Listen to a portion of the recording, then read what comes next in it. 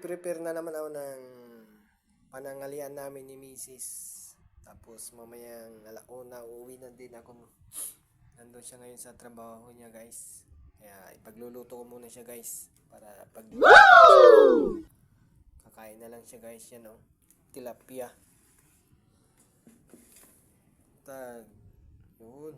69 ang price, guys. Pero malaki. Wow!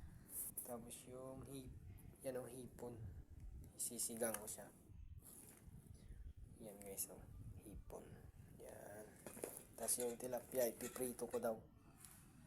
Yan. Shout out dyan. Magandang araw sa inyong lahat dyan, guys. God bless everyone. Yan, guys. Nalinisan ko na siya. Yan. Wala pa yung sibuyas dyan sa baba. Ito, ipiprito ko siya. Tapos yun, no, sasabawan. Sinigang, guys. Kukuha muna ako ng mga gulay niya, guys. Salamat dyan. God bless. Happy Sunday. Prito ko na yung tilapia. Para, maaga tayong kakain. Maaga din kasi ako alis mamaya, guys. Eh. Yan. Check out sa kanan niya, guys. Nagpapakulo na ako ng luya. Kamatis niya, guys. Tapos lalagay ko na yung hipon. Yun, lami. Guys, yun yung hipon, oh. 100 may git yan. Lalagay ko na siya, guys.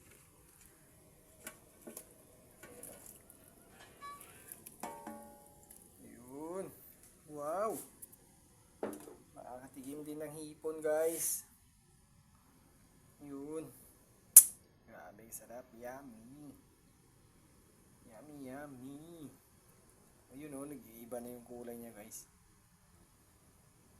Oh, sarap. Talong niya, guys.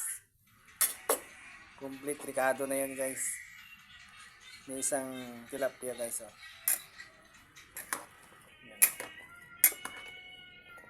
Grabe, sarap. Grabe. Ngayon lang ulit, guys. Yan. Sarap. Grabe. Thank you, Panginoon. Thank you, Lord. Kain na tayo. Wow, sarap. Grabe. Ngayon lang ulit, guys. Wow! Yun, may prinito pa. Prinitong durog. Prinitong durog yun. Tilapia. Ayan o, yung kay Mrs. Yan. Tara, kain tayo, guys.